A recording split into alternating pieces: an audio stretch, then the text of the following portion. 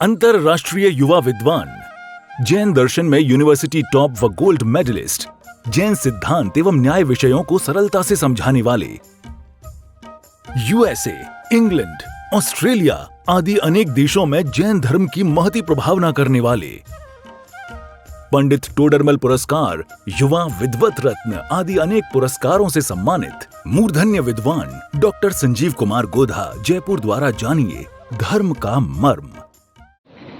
तीन भुवन में सार वीतराग विज्ञानता,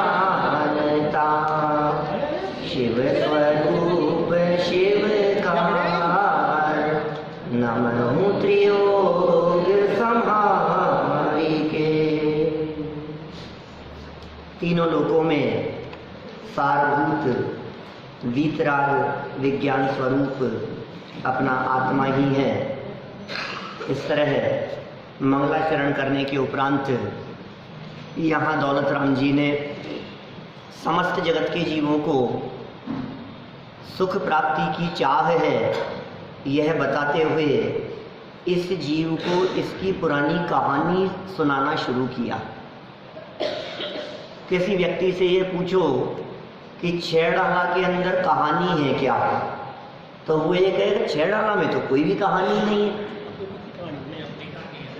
लेकिन दौलत राम जी ने जब छेड़ाला ग्रंथ की चर्चा शुरू की तो स्टार्टिंग में ही कहते हैं तास भ्रमण की है बहु कथा।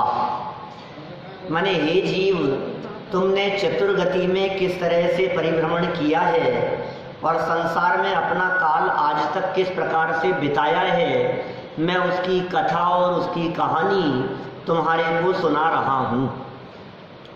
फिर पता है क्या हुआ, कहानी सुनाना शुरू करने के बाद बहुत लंबा काल तो ये कहा कि तेरा निगूध में बीता था। वहाँ से निकला पृथ्वी कायादिक होते हुए त्रस पर्याय को प्राप्त किया जो महान महान दुर्लभ था। फिर वहाँ से निकलकर यह जीव 3 इंद्रिय 4 इंद्रिय असेनी पंचेंद्रिय हुआ और सेनी पंचेंद्रिय तिर्यंच तक हो गया।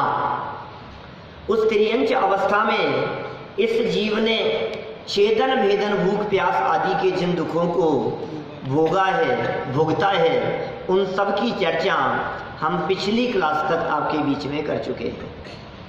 आज उन्हीं तिर्यंच गति के जीवों के कुछ दुखों का और वर्णन करते हुए हम चलेंगे नरक में। क्या बात कर रहे हो, नरक में ले जाओगे आप? इसलिए आए हैं हम यहाँ कि नहीं, हम तुम्हें वो दिखाना चाहते हैं जो तुम पहले देख करके आए हो लेकिन भूल गए हो। देखिए जरा 9 नंबर के छंद से बात को शुरू करते हैं। वध बंधन आदिक दुख घने, कोटि जीव ते जात न भने, अति संक्लेश भागते मर्यो, घोर स्वभ्र सागर में पर्यो। अनुवाद वाली यदि कोई किताबें आप लोगों के पास में है तो उनमें 10 नंबर के पेज पर है यह छंद, और सिर्फ छंद यदि आपके पास में है तो 9 नंबर के छंद की हम चर्चा कर रहे हैं। तिर्यंच गति में हमारी क्या स्थिति हुई, हालत क्या थी हमारी तिर्यंच गति में, तो कहते हैं वध माने मार दिया जाना, वध माने प्राण हरण कर लेना। मेरे प्राण ले लिए गए, जान से मार दिया गया। और बंधन, यदि मारा नहीं तो मारने के पहले बंधन में रखा गया। वध और बंधन, या तो लोगों ने शिकार खेलकर मुझे मार दिया, और यदि शिकार के द्वारा मैं नहीं मारा गया तो कह रहे हैं बंधन में रख कर के बाद में मारा।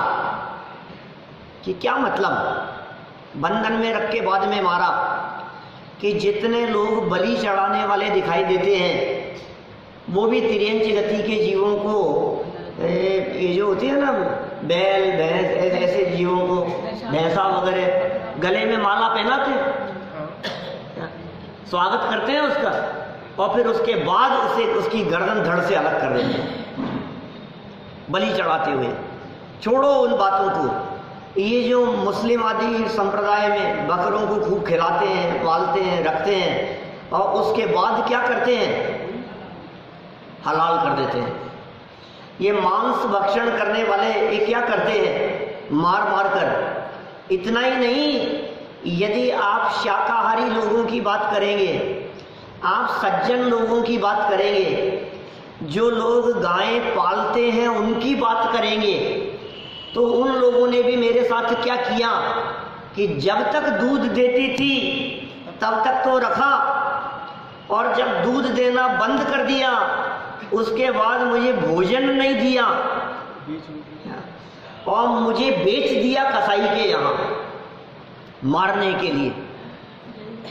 ये अतीत में हमने ये कष्ट भोगे हैं, भुगते हैं। इस प्रकार की परिस्थितियां, इस प्रकार का वातावरण ये हमारे साथ में भूतकाल में रहा है। भूल क्यों गए आप उन बातों को? वो याद नहीं है, पिछली बात याद नहीं है ना, इसलिए दोबारा वही काम करता है। अब क्यों नहीं संभलता है, अब क्यों नहीं विचार करता है कि मुझे दोबारा इस प्रकार की परिस्थितियां नहीं भुगतनी पड़े, इस बात का विचार क्यों नहीं करता है? इसको होश ही नहीं है, इसको इसे भूल गया बस, अरे वो तो हो गया था।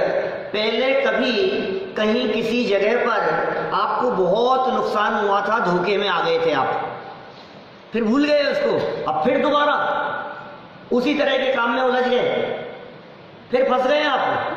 संभलो भाई साहब, संभलो। अब तो संभलने का समय है। पहले तेज गाड़ी दौड़ाता था और बहुत खतरनाक एक्सीडेंट हो गया था, तो अब क्या हुआ?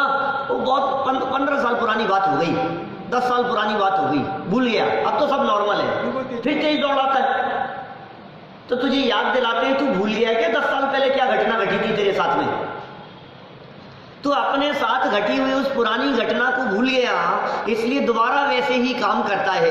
ये याद दिला रहे हैं तुम्हारे को कि याद करो पहले क्या स्थिति हुई थी। वध बंधन, अरे बंधन माने होता है परतंत्रता, पराधीनता, बांध करके रखे हुए हैं। तिर्यंच गति के जीवों की दशा बतला रहे हैं। आपको उन तिर्यंच गति के जीवों में कई सुखी भी नजर आते होंगे। ऐसे बड़े बड़े लोग कुत्तों को पालने वाले अपने बच्चों की तरह रखते हैं, जो उनको पालते हैं बच्चों से ज्यादा प्यार करते हैं। हम लोग तो उधर देखते हैं विदेशों में, अमेरिका वगैरह में फ्लाइट में ले करके जाते हैं, बाकायदा टिकट खरीद करके अपने साथ में, और बहुत इतना ऐसे रखते हैं बच्चों से ज्यादा, गोद में लेकर के घूमते हुए। ऐसे तो कई बार चित्र भी आपके इसके व्हाट्सएप पर आ जाते हैं। खुद का बच्चा तो नौकरानी की गोद में है और कुत्ते का पिल्ला वो खुद की गोद में है। ऐसी दशाएं भी दिखती है जगत में। तो आपको लगेगा देखो कैसा पुण्य का उदय है इन कुत्तों का। बिल्लियां पालते हैं विदेशों में लोग, शौक है उनको बिल्लियां पालने का। अपने यहाँ तो ऐसे नहीं दिखता है कहीं भी, लेकिन भाई जिनको पाला है, जिनको रखा है, जिनको संभाल रहे हैं, वे भी परतंत्रता के दुख को भोगते हैं। क्या हम परतंत्र हुए और दुनिया हमें देख देख करके हंसी, हमें बांधा गया, हमें पिंजरे में रखा गया और लोग लाइन लगा करके मुझे देखने के लिए आए। जू में, चिड़ियाघर में, संग्रहालय में रख दिया गया। ये मेरी हालत नहीं थी, बंद करके रख दिया गया, पिंजरे में था और ताला लगा करके था, और भूख कब लगती थी और खाने को कब देते थे पता नहीं। स्वाधीनता का आनंद तो नहीं था। और लोग आते थे, सड़क पर चलते हुए को तो कोई पत्थर मारता है और कोई क्या करता है, लेकिन वहां भी मेरी दशा कम नहीं हुई खराब। बद बंधन आदिक, आदि में कितने ही लगा सकते हो आप। इन दो कोई तो बात कही है, इन दो के बाद में कितने दुख भुगते हैं, उनकी तो हम चर्चा क्या कहें। दौलत राम जी ये कह रहे हैं, कोटि जीभ ते जात न बने, बद बंधन आदिक, आदि आदि दुख ये इनसे तो स्टार्टिंग की है, वध से और बंधन से। बंधन माने परतंत्रता, और पराधीन स्वप्ने हूं सुख नाही। स्वप्न में भी सुख नहीं है परतंत्रता में। दुनिया में कोई जीव परतंत्र नहीं रहना चाहता, दुनिया में कोई जीव पराधीन नहीं होना चाहता। इस जीव को इतनी भी परतंत्रता पसंद नहीं है कि कोई मुझे निर्देशन देवे कि तुम ऐसा करो, इतना भी बर्दाश्त नहीं है इसको। देख लो आप, अपनी हालत भी सुनाएंगे, आज तो नहीं, अगले बार आगे करेंगे चर्चा फिर अगले संडे को। देखिए, आदिक दुख घने घने, अरे घने दुख भुगते हैं। घने का मतलब समझते हैं आप? बहुत ज्यादा। कोटि माने करोड़ों, जीव जीवा रसना, करोड़ों जीवों से भी जात न भने, वर्णन नहीं किया जा सकता, कहा नहीं जा सकता, बोला नहीं जा सकता है। अरे एक जीव से मैं अपने दुखों का क्या वर्णन करूं? यदि करोड़ भी मेरे जीव हों, 1 करोड़ करोड़ों जीवा यदि मेरे हों, तो मैं उन दुखों को बोल नहीं सकता। इतने दुख मैंने भोगे हैं। भाई साहब, जिसको दुख होता है वो ही जानता है, वो ही भोगता है, वो ही वेदन करता है, उसको ही फीलिंग में आता है। दूसरा व्यक्ति क्या जाने मुझे क्या तकलीफ है। आपके घुटनों में दर्द है, उठा बैठा नहीं जाता, बोलो आप इस तकलीफ को आप ही जानते हो, दूसरा तभी जानेगा। दूसरा क्या जाने। डॉक्टर के दिखाने के लिए भी जाओगे ना, तो डॉक्टर को भी पता नहीं है तकलीफ कितनी है। उस तकलीफ को करोड़ों जीवों से न कहा जा सके, फिर क्या हुआ भाई साहब? फिर क्या हुआ? आगे बताओ। आप तो आगे चलाओ कहानी में, आगे कुछ तो बढ़ाओ। क्या ऐसे धीरे धीरे थोड़ी ना कहानी फास्ट कि हाँ जान लिए बहुत दुख भोगते हैं। ये सुन, अभी तो क्या था, वहां आकुलित व्याकुलित होते होते एक दिन प्राणांत हो गया, मौत हो गई। फिर अति संक्लेश भाव ते मर्यो, सेकेंड लाइन ये छंद की। संक्लेश भाव, आकुलता व्याकुलता, तड़फड़ाता रहा, पीड़ित होता रहा। किसी ने तीर मार दिया तो तड़पता रहा, और नहीं चालियो जठे, पिछली बार कही थी हमने चर्चा आपसे, ऐसी जो तकलीफें भुगती थी। और फिर एक समय ऐसा आया, संक्लेश भावों से मर करके मर गया। यहां संक्लेश शब्द का प्रयोग किया है। संक्लेश माने होता है आकुलता व्याकुलता।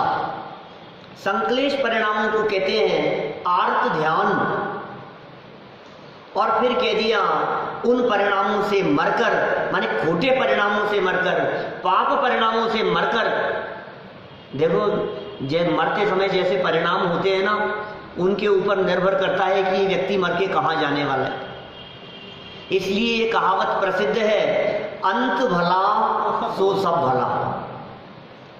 अंत में कान में नमोकार मंत्र पढ़ रहा है, अंत में परिणाम संभले हुए हैं, अंत में भाव सुधरे हुए हैं। समाधि पूर्वक मरण, भावना बातें हैं ना इस तरह की, समाधि पूर्वक मरण हो, अंत समय में संयम हो, साधना हो, वस्तु स्वरूप का विचार हो, आत्मा परमात्मा का चिंतन हो। दिन रात मेरे स्वामी मैं भावना ये भाऊं, देहांत के समय में हे भगवान आपको नहीं भूल जाऊं बस अंत समय में। हे प्रभु आपका स्मरण रहे, हे भगवान आप मेरे दिलो दिमाग में घूमते रहो। अंत भला, यहां क्या हो गया? बिगड़ गया। दुर्घटना में मरण होता है तो मरण बिगड़ जाता है, क्योंकि परिणाम स्थिर नहीं रह पाते। वैसे तो पर्सन टू पर्सन निर्भर करती है बात, लेकिन तो भी ये संक्लेश परिणामों से मरकर घोर श्वभ्र सागर, श्वभ्र कहते हैं नरक, घोर श्वभ्र सागर, नरक रूपी समुद्र में जाकर पड़ गया। वहां जाकर के गिर पड़ा, नरक में जाकर के गिर पड़ा अत्यंत संक्लेश परिणामों से। एक जिज्ञासा सहजी होती है लोगों के मन में कि साहब आर्त ध्यान के फल में तो तिर्यंच गति बताई है, यहां आर्त ध्यान करते हुए मरा और नरक क्यों कह दिया? भाई हमें तो तुम्हारी परिस्थितियां सारी पूरी कहानी पूरी करनी है क्या, और यह बतलाना है भले ही रौद्र ध्यान नरक का कारण हो, लेकिन फिर भी परिणाम अंत समय में बिगड़े, ये नरक ले गया। इतनी बात बतलाना है। तो अत्यंत संकलेश भावों से मरता हुआ नरक में पहुंच गया। कहां से कहानी शुरू हुई थी? निगोद से कहानी को शुरू किया था। फिर आगे बढ़ते बढ़ते 2 इंद्रिय, 3 इंद्रिय, पंचेंद्रिय, असैनी पंचेंद्रिय, त्रियंच, सैनी पंचेंद्रिय, त्रियंच, तो त्रियंच गति के दुखों तक की दास्तान यहां सुना दी गई। अब देखें जरा नरक में कैसा माहौल मुझे मिला है। छंद नंबर 10 नंबर का छंद देखें।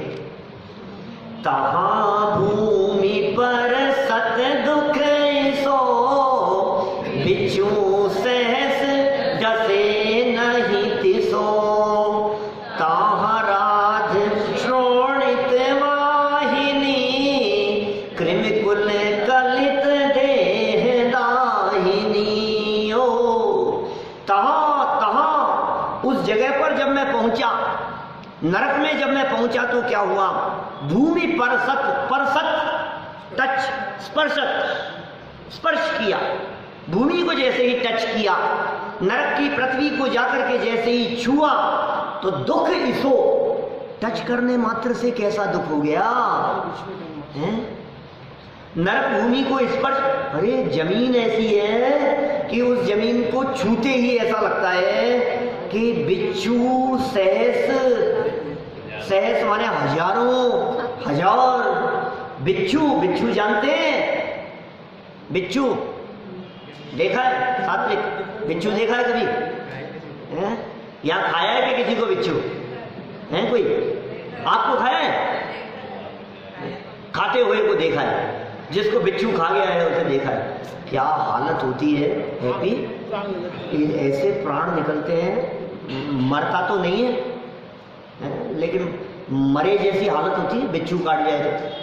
एक बिच्छू यदि काट जाए, क्या चावड़ी साहब, तो ऐसे उछलता है, ऐसे तड़पता है, मैंने उसको बेचैनी इतनी ज्यादा होती है आर्यम, कल्पना नहीं, मतलब हम सोच नहीं सकते कितनी तकलीफ होती है एक बिच्छू के काट लेने पर। ऐसे आग लगती है, ऐसे तड़फड़ाहट होती है, ऐसी वेदना होती है एक बिच्छू के काट लेने पर। नरक में बिच्छू नहीं होते,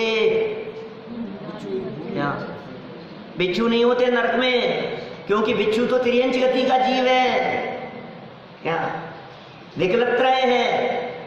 बिच्छू कितने इंद्रिय होता है? 3 इंद्रिय होता है बिच्छू। ये 3 इंद्रिय जीव नरक में नहीं होते। 2 इंद्रिय, 3 इंद्रिय, 4 इंद्रिय, असैनी पंचेंद्रिय जीव नरक में नहीं होते। लेकिन ऐसी वेदना होती है, 1-2 नहीं, सैकड़ों, हजारों, करोड़ों बिच्छुओं ने एक साथ डंक मार दिया हो। कल्पना करो जरा स्थिति क्या होती होगी। डसे नहीं तिसो, हजारों बिच्छुओं जैसा डस लेते हो, ऐसा डसते नहीं है, लेकिन वैसा दुख होता है जैसा बिच्छुओं ने डस लिया हो। भूमि को स्पर्श करने मात्र से इस प्रकार की वेदना को वहां भोगता है। ओहो, इतना ही नहीं, फिर क्या हुआ? उस वेदना से बचने के लिए ये जाता है, वहां कहीं बहती हुई दिखाई देती है, कोई नदियां बहती है वहां। अरे ये जो आग लगी है शरीर में, ये जो वेदना हो रही है, तड़फड़ाहट हो रही है, एकदम पानी में कूद जाओ। तहां माने उस जगह पर, वहां तहां माने वहां, राध श्रोणित वाहिनी, राध माने रक्त और श्रोणित माने मवाद और राध पीप रक्त, इनसे भरी हुई वाहिनी माने बहती हुई, क्या वहां खून और मवाद से बहती हुई नदियां चल रही थी। वो कैसी थी वे नदियां? कृमिकुल, कृमि माने होता है वैसे लट कीड़े, छोटे छोटे से जीव, इनके कुल, और कलित माने उनसे भरी हुई, कलित माने भरी हुई, कृमिकुल कीड़े हैं, बिच्छू हैं वहां, ऐसे बहुत जीव हैं। ऐसे जीव होते नहीं है, नारकी जीव ही ये छोटे छोटे से जीवों का रूप बना करके वहां नदी के साथ में बहते हैं, वहीं पड़े रहते हैं। तो वो डसते रहे। देह दाहिनी, देह में दाह उत्पन्न करने वाली, शरीर में पीड़ा उत्पन्न करने वाली वहाँ वह नदी बहती है। इस नदी का नाम कहा गया है शास्त्रों में वैतरणी। नरक में जो ये नदी बहती है ना, इस नदी के बारे में कहा है वैतरणी नाम की नदी है। हाँ, कुछ और जो भी है, लेकिन ये जो नदी है वैतरणी नाम की नदी, ये नदी काय की है? खून मवाद पीप इनसे भरी हुई नदी है। जिस नदी में रहा मजा आता है आपको, बोलो। आप कूद सकते हैं, आप रह सकते हैं, आप बैठ सकते हैं उसमें, लेकिन भूमि को स्पर्श करते ही अरे ऐसे ऐसे उछलता है, 500 धनुष तक उछलते हैं। सप्तम नरक के नारकी, पहले नरक के पहले पटल में 3 हाथ उछलता है, फिर पटलों के हिसाब से वो बढ़ती चली जाती है, दुगने दुगने होते चले जाते हैं। सप्तम 500 ऐसे बॉल की तरह उछलता है। देखो क्या होता है, जैसे ही आपने किसी जमीन पे पांव रखा, जमीन बहुत गरम गरम थी, गरम गरम जमीन पे पांव रखा, तो आप क्या करते हैं? नंगे पांव हैं और रोड पर आपको जाना है, नंगे पांव जाना है और बहुत तेज गरम जमीन है, तो आप क्या करेंगे? उछलते उछलते जाएंगे। कितनी वेदना हो, क्योंकि पैर जल रहे हैं, इतनी वेदना हो रही है। अरे ये वेदना तो कुछ नहीं है, वहां की भूमि इस प्रकार की है, जहाँ कांटे बिच्छू जैसे डस लेवे, इस प्रकार की वेदना का वातावरण वहां होता है। भाई सच्चाई तो यह है कि यह जीव जो दुखी हो रहा है, ये वहां के वातावरण से नहीं हो रहा है। हकीकत तो यह है कि ये जीव शरीर में अपनेपन की वजह से दुखी होता है। लेकिन फिर भी क्या करें, यहाँ तो वातावरण और परिस्थितियों की बात बतला रहे हैं, क्योंकि तुम परिस्थितियों में सुख दुख मानते हो ना, तो एक बार तुम परिस्थितियां तो देख लो, फिर मर्म की बात कहेंगे, फिर वेद विज्ञान की बात कहेंगे, फिर कुछ अलग हटके बात कहेंगे। ये क्या कह रहे हैं यहाँ? भूमि को स्पर्श करने रूप परिस्थिति की वहां चर्चा की। ऐसी दुर्गंधित भूमि होती है, अरुण जी भाई साहब क्या कहूँ मैं आपको, इतनी दुर्गंधित भूमि होती है कि नरक की भूमि का एक परमाणु मात्र भी यदि वहां से निकलकर, एक परमाणु निकलकर यहाँ हम लोगों के बीच में आ जावे, इतनी दुर्गंध होती है कि कोसों तक के जीव मर जाएं। यदि आपके यहाँ सिटी में आ जाए ना, तो सिटी का कोई व्यक्ति जीवित नहीं रहे, इतनी दुर्गंध होती है वहां। तिलोय पंडिती आदि ग्रंथों में ऐसा वर्णन किया है। मैंने अपनी थीसिस पीएचडी में लिखी वो सारी बातें, उसका वर्णन करते हुए सुनो। आपके घर में चूहा मर जाए, कहीं घर में चूहा मरा हुआ हो, आप कल्पना कर सकते हैं कि वो कितनी दुर्गंध आती है। एक दिन नहीं, आप गए हुए थे तीर्थ वंदना पर और आप लौट करके आए 8 दिन बाद, पता नहीं कब का मरा हुआ है, कमरा खोलते ही आप अंदर जा नहीं पाते, ऐसी दुर्गंध होती है। अगर हम ये गेट खुला रखेंगे तब तक घुस सकते हैं अंदर। बोलो, इतनी दुर्गंध चूहा मरने पर। ऐसा वर्णन किया यति वृषभ आचार्य देव ने। चूहा नहीं, चूहा, बिल्ली, भैंसा, ऊंट, हाथी, इस तरह के पशु कहीं इनकी डेड बॉडी जंगल में पड़ी हुई हो और 6-6 महीने से सड़ रही हो, तो जैसी दुर्गंध की परिस्थिति बनती है, उस दुर्गंध से भी अनगिनत अनेक गुना दुर्गंध वहां के वातावरण की उस मिट्टी में होता है, जिस मिट्टी को ये नारकी जीव उसमें रहना पड़ता है उस परिस्थिति में। देखो आप आगे क्या कहते हैं, ये हो गई चर्चा। क्रमिकुल कलित देह दाहिनी, देह में दाह उत्पन्न करने। किसको मिली भैया?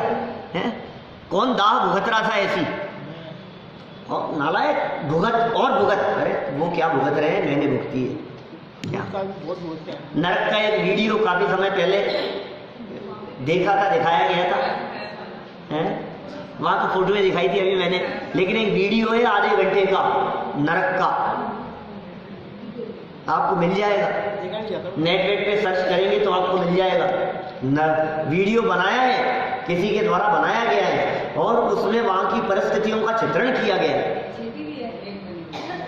वही सीडी भी है और इंटरनेट पर भी है। आजकल तो सब सीडी का माल इंटरनेट पर आ जाता है, क्योंकि सीडी कौन खरीदे, कहाँ मिले, तो सब यूट्यूब पे सब अवेलेबल रहता है। देखिए आप, देह में दाह उत्पन्न करने की चर्चा हुई। इतना ही नहीं, जब शरीर में दाह उत्पन्न हुई, जब वहां वो वैतरणी नाम की नदी में तकलीफ भुगतता रहा, तो थोड़ा सा ऐसे लगा कि कि कहीं ऐसी जगह पर चलो जहां ठंडी ठंडी हवा आ रही। चले भाई साध्य, कहाँ चले?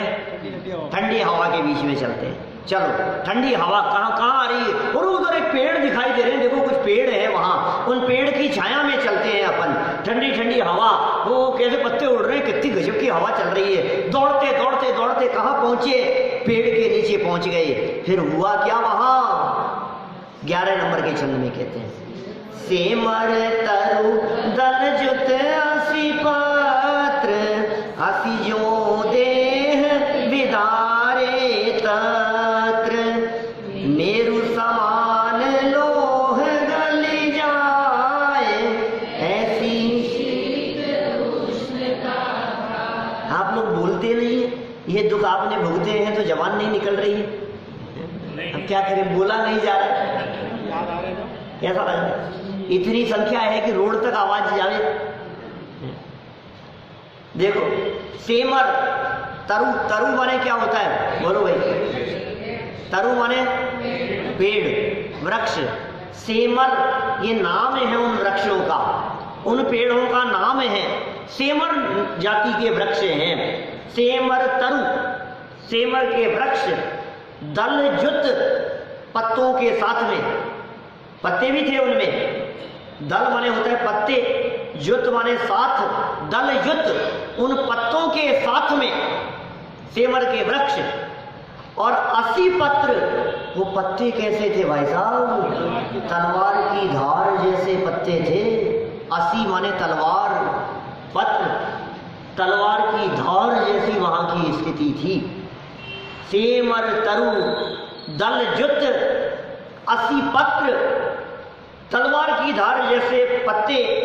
और मैं वहां जाकर, मैं वहां जाकर जब उस पेड़ के नीचे खड़ा हुआ, आप जब उस पेड़ के नीचे जाकर के खड़े हुए, आप महसूस करें अपने अतीत की उस परिस्थिति को कि मेरे साथ क्या हुआ, घटना कैसी घटी, परिस्थितियां कैसी बनी।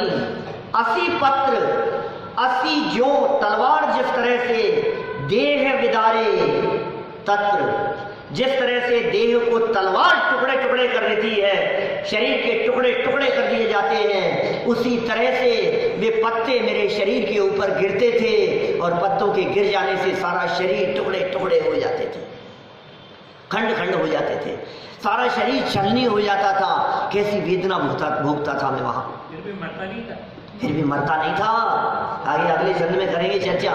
खंड, देह के खंड खंड कर देते हैं। मरण नहीं, मौत नहीं आती थी। मौत जैसी अनुभूति को भुगतते हुए भी मौत नहीं आई, मरा नहीं, मर नहीं सकता वहां। आयु पूरी होने के पहले मरण नहीं होता है।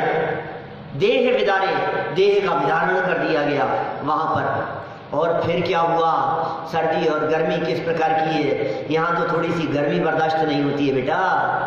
क्या यहाँ तो बिना एसी के काम नहीं चलता है। यहाँ तो थोड़ी सी ठंड बर्दाश्त नहीं होती है, हीटर लगाने की सोचता है।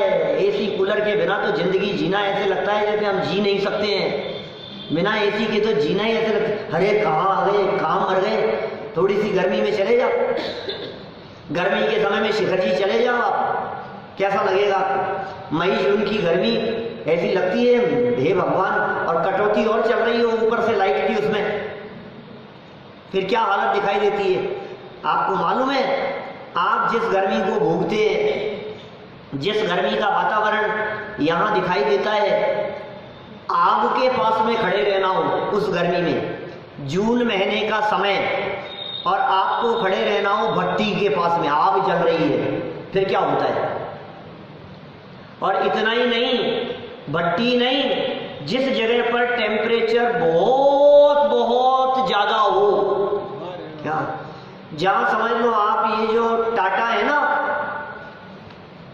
टाटा जी जिनकी भट्टियां चलती हैं लोहे की, जिनमें टनों मनो स्टील लोहा पिघलाया जाता है, कैसी भट्टियां चलती होगी आग। उन भट्टी में आप उस गर्मी की विचार नहीं कर सकते, कितना वोल्ट और कैसी गर्मी होती है। यदि किसी नारकी जीव को नरक से निकालकर यदि उस टाटा जी के यहाँ चलने वाली उस भट्टी में ले जा करके पटक दिया जाए तो वो नारकी जीव ऐसे आराम से सोए जैसे एसी में आ गए। पहले नरक के नारकी की स्थिति, पहले नरक के नारकी की स्थिति, माने वहां गर्मी इतनी ज्यादा है, नरक में इतनी ज्यादा गर्मी है कि उस गर्मी की तुलना में ये भट्टियों की गर्मी भी इतनी कम है कि चैन मिलता है। ऐसे नारकियों की वेदना है। सुमेरु पर्वत के समान 1,00,000 योजन का लोहे का गोला, मेरू पर्वत के समान लोहे का गोला 1,00,000 योजन का, ये कह रहे हैं गली जाए, गल जाए, पानी है। लोहे का ठोस गोला मेरू समान, मेरू के समान, लोह माने लोहे का गोला गली जाए, ऐसी शीत और उष्णता, गर्मी भी इस प्रकार की और सर्दी भी इस प्रकार की। क्या बात कर रहे हो आप? गर्मी और सर्दी भी इस प्रकार की कि हाँ, गर्मी में तो पानी पानी होता ही है, पिघल जाता ही है, सर्दी में भी पिघलता है। सोना लोहा इन चीजों को आग में तपा करके पिघलाया जाता है, लेकिन सर्दी बहुत ज्यादा होती है तो आपके घर में रखी हुई नमक की डली भी पानी छोड़ देती है। ठंड में पानी छोड़ देती है वो नमक। कैसे? ठंड में, ठंड में भी पानी निकल जाता है। तो ये कह रहे हैं इतनी ठंड कि वो लोहे का गोला पिघल जाए, ऐसी सर्दी और गर्मी वहां नरक के वातावरण में कितने समय तक। आज कैसी बात करें, सागरों तक की बात करें तो वातावरण की बात यहाँ कही गई। चलिए और आगे चलें। मेरा मन था कि नरक की चर्चा आज ही पूरी कर दूं, चंद तो 4-5 हो जाएंगे, कोई बात नहीं, लेकिन चर्चा पूरी हो जाए। एक टॉपिक एक प्रोफेशन में हो जाए ना तो फिर वो 7 दिन इंतजार के बाद में तो फिर क्या होगा पता नहीं। मैं नरक में आप लोगों को ज्यादा लंबे समय तक नहीं रखना चाहता, इसलिए मैं ये नहीं चाहता कि आप नरक की वेदना को 7 दिन तक भुगतते रहें आगे। तो हम अगले समय में, अगली क्लास में तो हम ये चाहते हैं, क्या होगा, 2 छंद है अभी बाकी, अगले छंद में तो हम ये चाहते हैं कि हम मनुष्य गति में आ जाएं। हैं? हाँ कोई बात, 2 छंद है लेकिन अभी बाकी। देखिए छंद नंबर 12 की तरफ बढ़ो। और क्या हुआ? लोहे के गोले जैसी स्थिति तो कह दी, पिघलने जैसी गर्मी और ऐसी सर्दी तो कह दी। फिर आपस में क्या स्थिति होती है वहां नारकियों की, परिणाम किस तरह के होते हैं और परिस्थितियों में कौन क्या करता है, वहां असुर कुमार जाति के देव क्या क्या करते हैं। तिल तिल करे, सब मिलके बोलो, प्रचंड सिंधु तीर ते प्यास न जाए,